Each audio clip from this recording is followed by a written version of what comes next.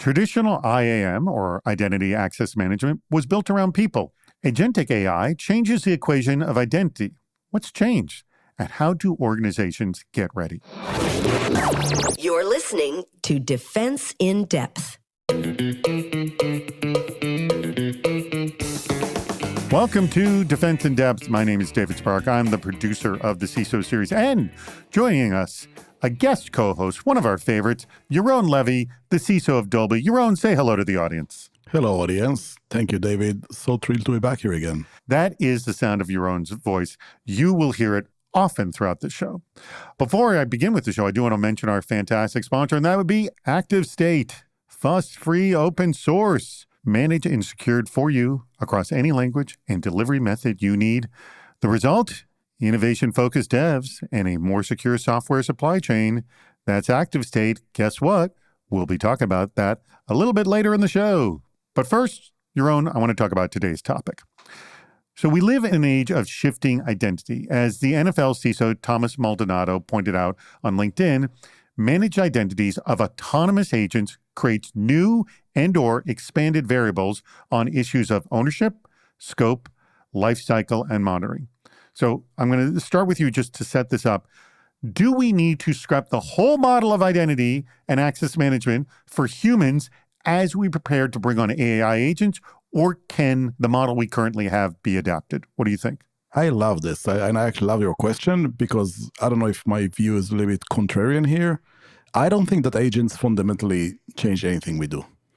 In other words, the security principles apply the same way. I think the only difference is speed.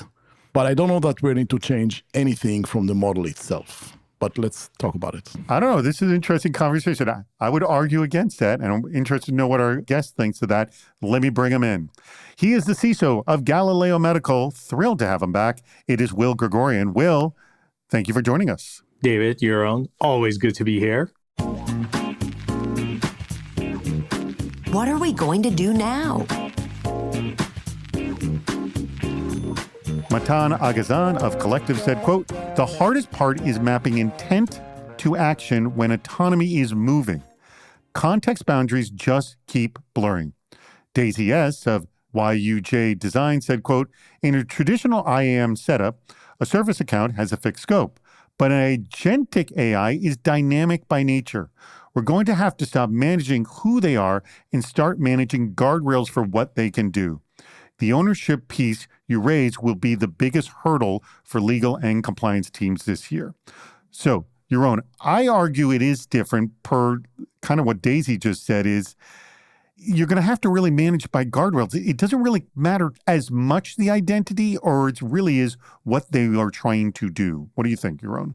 So I think there's an underlying assumption by many people that an AI agent, it's a thing by itself that does everything autonomously without consulting or doing or whatever it wants, and it's sentient and whatever.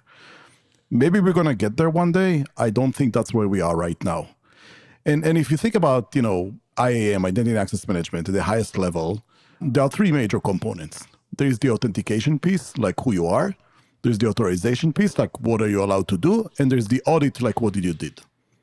And I think historically, we sucked at all three of these things. I think a lot of organizations are still kind of struggling, right? I mean, if you think about it, we're still messing with like weak passwords, and there are a lot of organizations that, we still don't have MFA everywhere. MFAs for non-human accounts hardly ever exist. I mean, yes, you have these long passwords, whatever, but MFA, not as much. And in most organizations, the access is implicit. So we know who you are, we let you go everywhere, right? So that's one challenge we have. The other one is authorization, which is, again, probably the biggest mess in an organization because people keep accumulating stuff over time. It's complex settings. It's almost never properly designed. It's just like built over time, and compounded mess, if you will. And from an audit perspective, maybe it's the easiest, but, we have a lot of logs, but what do we do with them? It's a bit of a different story. I don't think that AI agent is inherently malicious. They will be very happy to do whatever you tell them to do without even a question. So yes, the guardrails are really, really important because Without them, you're just completely going to go off-road because they're going to be happy to comply with everything you tell them to do. But I get the sense, and I think what a lot of people fear, Will, is these autonomous agents are going to drift like we've had drift in a lot of things in technology. And they won't think they're doing anything wrong, and nor do they care one way or the other. They don't have like caring attached to them, do they? So there's a sort of a greater understanding concern. And like what you just said, and also what Daisy said, is guardrails are key. Will? You're telling me human beings don't do that? We've seen it way too many times. Yeah, I don't think we're at that advanced stage where the agent is going to go rogue and do whatever it wants. I still think that, it's based on prompts and instructions. So that's one part. The second part, I think, and maybe somewhat relevant to this, is, are we talking about treating AI agents as service accounts? Because there is sort of the implication there. That's one aspect of it, right? So how do we not treat them as service accounts? Because actually, in the current model, which is somewhat rudimentary, that's what we're doing.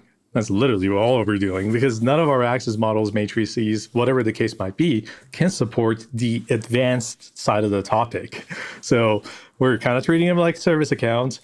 Man, there is one problem with that. The service account approach is very static and stationary in some ways. It's not contextual, it's not dynamic, and yet these agents are going to become dynamic. So our models are way, way behind. Imagine trying to apply the models to human beings, didn't succeed. Now we're going to give it to the autonomous systems. I don't know if it's going to be successful. So that's one part of it. I don't know if that answers the question, but it can be a rabbit's hole. Well, I think the behavior is essentially going to sort of show itself, present itself. Look, let me ask the two of you. When cloud computing came about, did the concept of configuration drift, was that on people's radar at the beginning? Yes. Yeah. Configuration and change management, absolutely. It just got bigger and faster. Yeah, there was a speed to that. So when the cloud came about, change management was obviously you had the committees, the whole 9 yards. And with the advancement of the cloud, yes, it expedited. So we had to come up with novel ways. It was still very much based on static files, your config plans, your configuration management software you were using. That was then. We're talking about something entirely different here, because we all realize at some point it's going to evolve. That's, again, I'm not sure about, maybe. And, again, we're late to see, right? It's hard for us to imagine where it's going to go. But I think, AI agents right now, they're in a point where if you don't put the right guardrails and you don't put the limitations, yeah, they will operate within the limits or non-limits they have. So that's the first thing. And the second thing, a human at least have this, hey, before I click on this, maybe it's a stupid idea. I don't think AI will have that sense of to think about it. So it's just going to do it, right? So I think the principles apply the same way. I think there's a greater potential for damage just because the guardrails are not properly set. Yeah, and I think the next phase of IAM in relation to AI is AI governance and access governance. That's what we're talking about. 100%. What aspects haven't been considered? Brennan Duffy, CISO over at the ACLU, said, quote, "The biggest risk isn't just credential compromise, it's manipulation. If an attacker can influence an agent's inputs, prompts, or data sources, they may be able to coerce the agent into legitimately exercising its privileges on the attacker's behalf. That bypasses many traditional IAM assumptions. The control model needs to shift toward workload identity, tightly scoped permissions, and strong policy enforcement at the API layer with short-lived credentials and continuous monitoring of agent behavior." David Gervin of Asuri said, "Identity can't fix the agent problems. Its hallucinations and confused deputy attacks happen post-policy and identity." So this is the whole issue of this moving target, and it's all so darn dynamic that, going back to what we said early in the first segment, I'm like, if these things are going to hallucinate and do things that we don't predict, that we only can really rely on guardrails. And can we get a better definition of what guardrails are here, Will? So Brennan mentioned something, and I think that's a nirvana state. I don't know any other solution right now in the existence that does all of that. Okay. Let's just put that on the table. I think we all want it. None exist. intent is missing from the security models right now. Yeah, you're right. We don't know what the agent is going to do. The model itself has to be deterministic. So that's one part. So that part is maybe adjacent to access control, but I'm not really sure if it's applicable here. You're effectively saying traditional IAM asks whether identity can perform an action. Then the agentic force a second question, which is, should that action happen? In what context? I'm trying to decipher some of the statements here. Kind of hard to read between the lines because we're in the Wild West. This is like on the very edge of everything. So, Yaron, you pick this up. I mean, it seems so difficult to wrap our arms around, doesn't it? It is difficult because I think at the heart of it is what we talked about earlier, which is the authorization. I mean, all that intent and everything else, I mean, yeah, it makes sense. But again, what are you authorized to do? You may have great intentions, but if you're not authorized to do them and you're limited from doing it, then you can't. I mean, I want to fly, but I can't. I don't have wings. I'm constrained in that matter. So Britain is right, and I agree with Will that, yeah, it's utopia that it's going to take us, everybody wants it, and it's going to take us some time to get there, if ever. But the agents needs to have explicit set of permissions, and it's not easy to implement. And, the reality is that you have many systems that run as root. Why? Because it just works, and it's much easier than to define granular access. Let me pause just for a second. You're going to set situations up, and you're going to set up guardrails in your best effort. But you're going to miss something. I mean, this is heck is security. You're constantly adapting. Missing something could just cause the floodgates to open up. It just seems so more intense at this period that a tiny mistake causes a floodgate. And I think this is where the stress is, yes? Yes, and I think that's true with any complex technology. I mean, yes, there are going to be some things that we'll have to figure out over time. There are going to be some things that we're probably going to threat model and implement, and we are going to miss stuff. Now, that stuff that we're going to miss, the impact of that, I mean, may be catastrophic. We're hopeful it does not get to that catastrophic, but it can happen. And that's how we learn eventually. I mean, it's not new, for IT or security or anybody, who've been doing it, for forever. You and your VP of engineering are both dealing with fires right now, and you're likely not even using the same words to describe them. In the engineering bullpen, a feature just slipped a quarter. Not because of a hacker or a breach. The culprit is a dependency nobody chose, sitting in a codebase nobody fully audited, attached to a CVE that surfaced in stand-up and disappeared just as fast. Back down the hall, you're sitting with a question your board hasn't even asked yet, but it will. Can you demonstrate control over your software supply chain in a world where AI is writing the code? Same vulnerability, different risk to the business. ActiveState built the answer to both. A curated OSS catalog, 79 million open source components across 12 language ecosystems, built from source, verified, governed. Your developers get a fast lane. You get the audit trail. When the board question comes, and it will, you won't need to scramble. You'll have had the answer this whole time. It's ActiveState. Check them out at activestate.com. And it's spelled just the way it sounds, activestate.com. And when you go, let them know that you heard about them from the CISO series. Why is everyone so confused? Mrinal Wadhwa of Autonomy said, quote, service accounts tend to share one static credential across many workloads, instances, replicas. Typical deployments of API keys, OAuth/OIDC, SPIFFE, SVIDs all have this problem. When something goes wrong, the log says which credential was used, but not which agent used it. Agents need their own cryptographic identities provisioned in milliseconds because when a customer complaint spawns a dozen sub-agents, you can't provision identities by hand. Each action signed by a specific agent, traceable through a delegation chain back to whoever authorized it. This is an issue that comes up a lot. Access that attenuates with each delegation, credentials that expire in minutes, not months. Good point. Yavrina Singh of Credo AI said, quote, this isn't an IAM evolution, it's GIAM, governance first, identity and access management. IAM asks, Who is this agent and what can it touch? GIAM asks, should this agent exist? Under what condition? And who is accountable when it acts?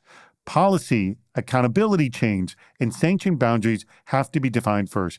Identity gets issued within that framework, not the other way around. These are some very interesting takes on this, and they're stressing the credential nature of all of this, which is not what we've been leaning on so far. Your thoughts. Yeah. So again, I'm going to go back to foundations, basics, whatever you want to call it, right? But one of the big no-nos we have in security or in any organization is don't share passwords. We don't share passwords between people. So why do we share credentials between agents? Now, probably because it's easy or easier. Yes, maybe the technology is not just there yet. To completely allow for this sub-fraction second provisioning, deprovisioning of specific tokens, to allow and do that security. But again, as the technology evolves, that may be one of the things that we have to consider and how we evolve our practice with it, to match to the new capabilities or new threats of this technology. But again, at the end of the day, again, it's the same principles. Don't share credentials. And again, we have to be very explicit, right? Like what we are going to do and what we're not going to allow the agents to do, because again, humans have doubts, agents don't. So that's where we have to, be very, very careful of how we manage that. Really, really difficult to do that at scale and speed, but that's essentially the need. I believe there are going to be a lot of smart people who over time going to develop those types of things. People are counting on you, Yaron, to be one of those smart people. That's what I thought. I was counting on you to fix this for me. Yeah. By the way, can I just say, I hear this phrase all the time when I'm ever at a conference, a panel session, and just someone keeps using the phrase, there needs to be, as if I'm throwing this out into the world, somebody fix it, let me know so I can keep doing my job. And we're constantly having this feeling of, can someone do this for me? Which, creates an opportunity for new vendors to appear, but it's not happening at the speed we all want it. Will, let's go back to this segment here. What is your take on this, on sort of this dynamic identity play that needs to spin up and spin down at ludicrous speeds? Ludicrous speeds. Couldn't we just apply Gen AI to do that for us? Possibly. Next Gen AI. Yeah. Next Gen AI. There we go. I just invented something. Yeah, look, the reality of the situation is identity is a starting point. It's not the whole picture. So that's one part of it. The other part is that the current access models, OAuth, IAM permissions, identities, whatever you want to call it, were never really meant to be used in the sense that we're using it right now. So that's becoming a problem that, we're all identifying, and which is the reason why we have very smart people talking about the various things that, they've identified. So my sense is that identity and access management has been traditionally a security and IT endeavor. I actually think that, it needs to be expanded to become cross-functional, and it needs to become compartmentalized in a way that hasn't been done before, because it's kind of like the whole hierarchy that, we exercise right now, that needs to go away. I think the functional business units need to be in charge of their own access and identity management endeavors with some maybe guardrails that we develop for them. That's how I think we should approach it. And that is universally applicable to human beings as well as agentic AI agent. I don't think that, I would differentiate between the two, because ultimately the human being is very much telling the agent what to do. So if you build the correct apparatus, that should universally be applicable to everything else in between. Coming up next, the most dangerous words in an incident might be, it was a nation state. This threat intelligence tip is sponsored by Malanta.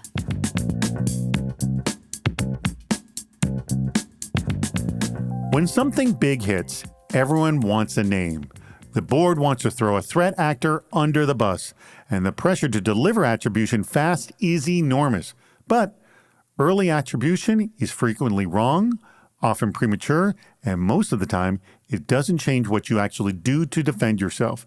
Chasing the who pulls people and hours away from the more critical, how do we stop it?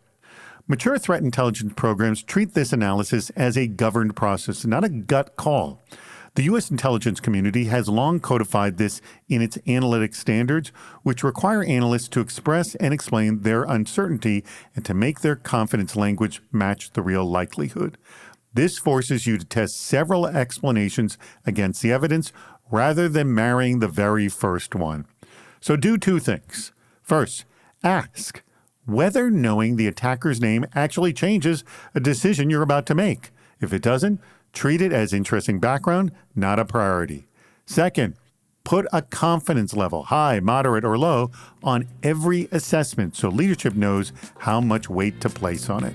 To stay ahead of AI-powered attackers and prevent attacks at the staging phase, head to Malanta.ai, pre-attack intelligence.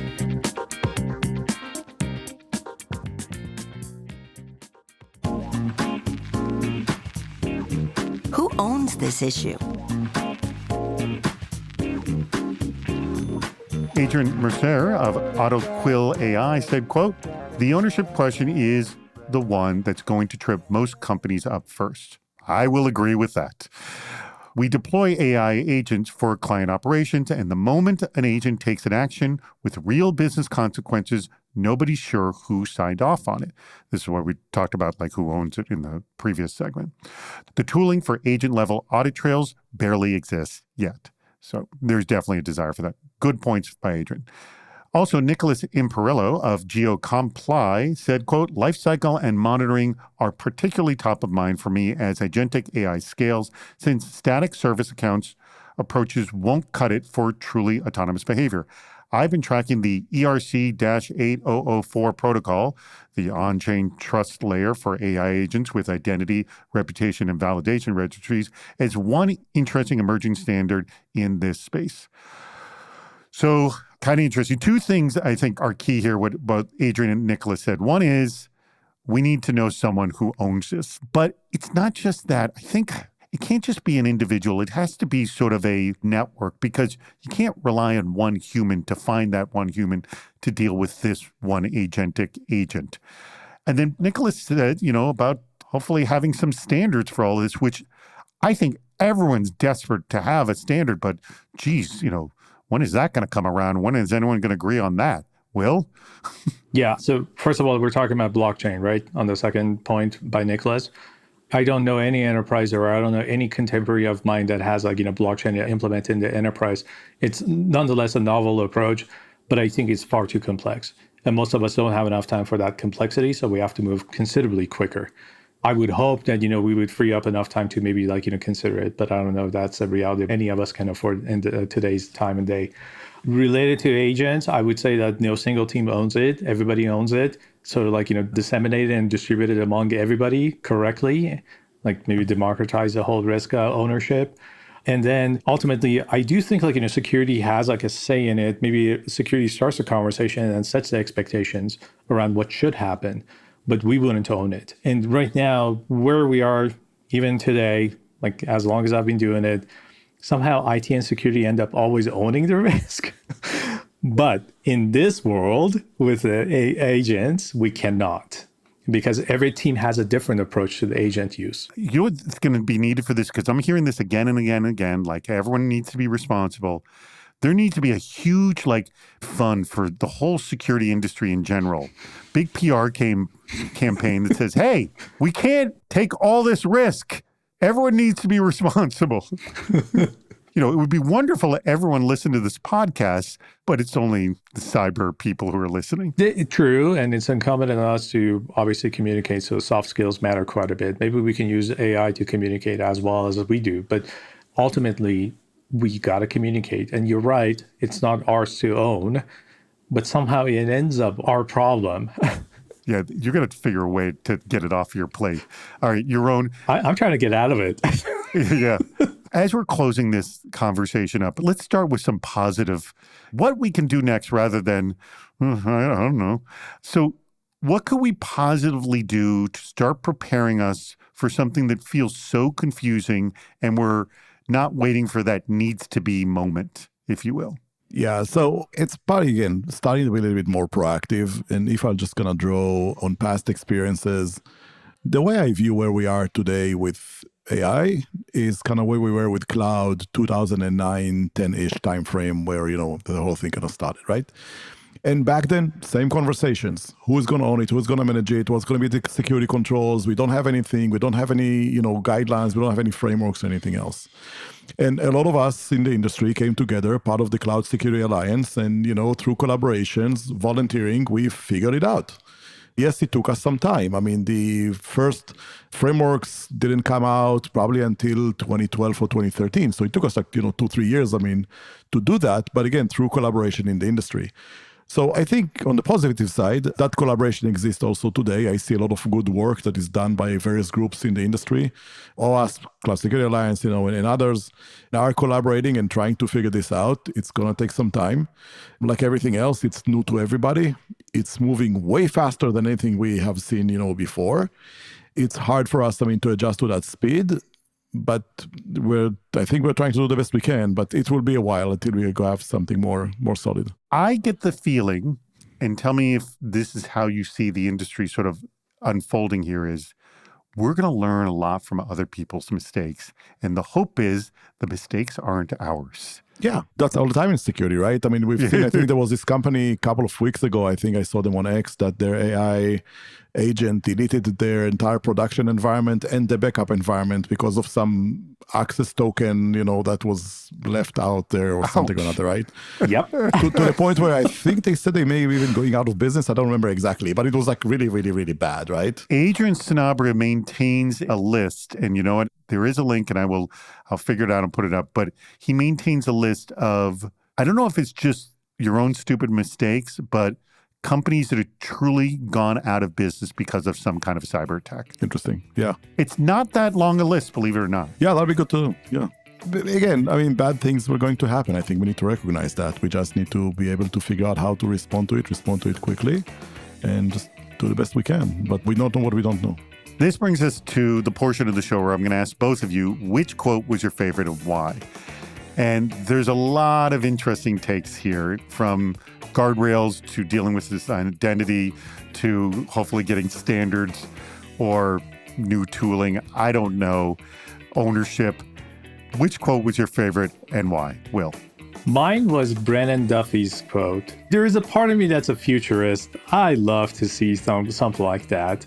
And by then I would be out of a job and I could maybe just go mow lawns. Brennan is very sort of altruistic and hoping for a more nirvana state level of security here. But here's the thing. I actually think that the cybersecurity industry as a whole, all of us, every single one of us, we're altruistic and very hopeful and eternal optimists. Yes. You wouldn't last if you weren't. That's the reason why we're in this industry, is because you have to maintain and possess that. So I, wholeheartedly agree with him. I love his quote. Would love to see something like that. All right. Yaron, I'm throwing this to you. I was thinking about that as well, but then I decided to go with Nicolas Imperlio because he was talking about this ERC 8004, which I never heard of before. And I'm like, oh, this is super interesting. So I went and kind of researched that a little bit. So now I want to learn more about it. So yeah, that was one of my favorites. All right, well, let's hope there's a protocol, that one or something that comes, and all of a sudden everyone agrees this is the best one. There's no argument, there's no debate, and you guys just move forward. You mean like a silver bullet? Yeah, we have many. Right, that sounds like a great idea. All right, that brings us to the end of the show. I want to thank our sponsor, and that would be ActiveState, secure open source software for the AI coding era. Check them out at activestate.com. Get the secure fast lane for your staff and have an audit trail. That's with activestate.com. Go check them out. And when you do, let them know you heard about them from the CISO series. All right, Will, thank you so much for joining us. I really appreciate you coming on the show. We love having you on the CISO series. And Yaron Levy, as always, we greatly appreciate it. And I believe you have some job openings at Dolby, yes? Yes, we're actually hiring for business information security officers. Oh, that's excellent. One in San Francisco, one in Germany. Has this been part of your job? So you're going to load a portion of your job to this person? Delegate. Delegate, there you go. Yes. I need help, so yes. By the way, I'm assuming that person is going to be working alongside you, yes? Yes, yeah. Very much so. So Awesome. yeah, alongside me and working closely with our business units and engineering groups. So it's going to be a lot of fun, a lot of interesting jobs. And the other one is going to be in Germany to also work with our automotive partners. So that's really interesting. Awesome. Well, thank you very much, Yaron. Thank you very much, Will. Thank you to our audience. As I always say, and continue to mean it. We greatly appreciate your contributions and for listening to Defense in Depth. We've reached the end of Defense in Depth. Make sure to subscribe so you don't miss yet another hot topic in cybersecurity. This show thrives on your contributions. Please write a review, leave a comment on LinkedIn or on our site, CISOseries.com, where you'll also see plenty of ways to participate, including recording a question or a comment for the show. If you're interested in sponsoring the podcast, contact David Spark directly at david@cisoseries.com. Thank you for listening to Defense in Depth.